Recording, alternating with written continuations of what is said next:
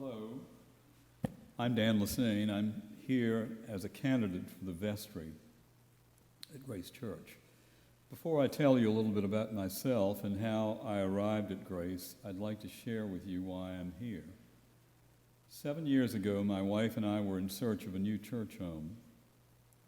Of several we visited, we were especially drawn to a kind of collective energy of the body we sensed with each visit to Grace.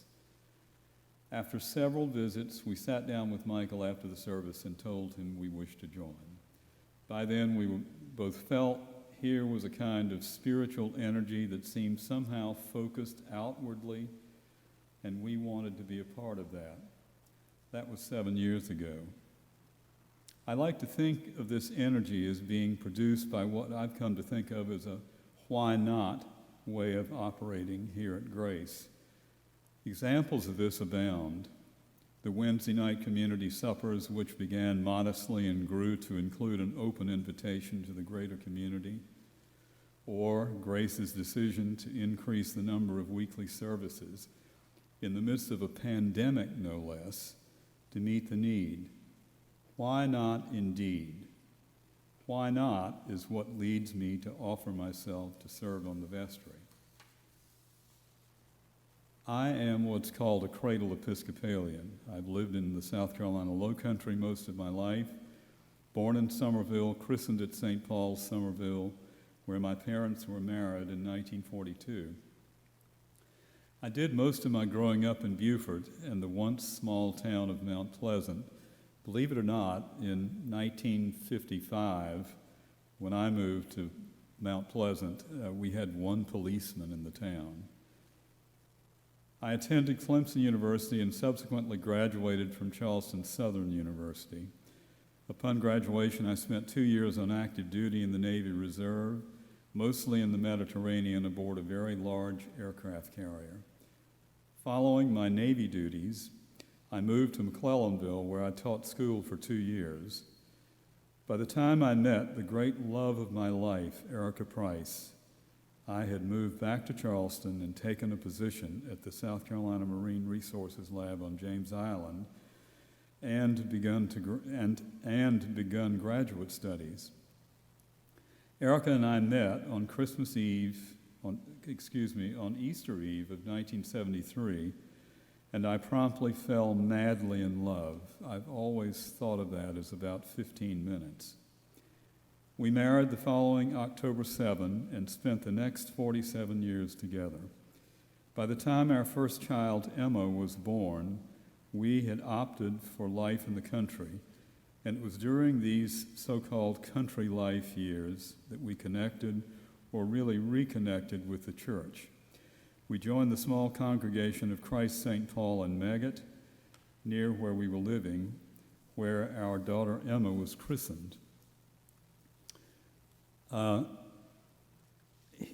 It was here that we began the invigoration or the fertilization process that continued in 1979 when we bought property on Wadmalaw Island and relocated there, and in the process transferred our membership to St. John's on John's Island, which in those days was a very active, very vigorous congregation. And it was really here that I feel like I became what, for lack of a better way to refer to it, an enthusiastic Christian.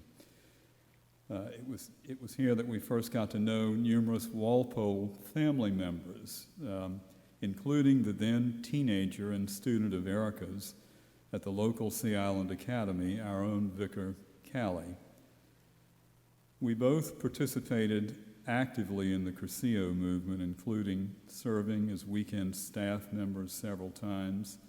I became an active lay reader, in spite of the fact that the very first time I ever read a lesson at St. John's Church, I read the wrong lesson. I sang in the choir at St. John's. I served 2 terms on the vestry there.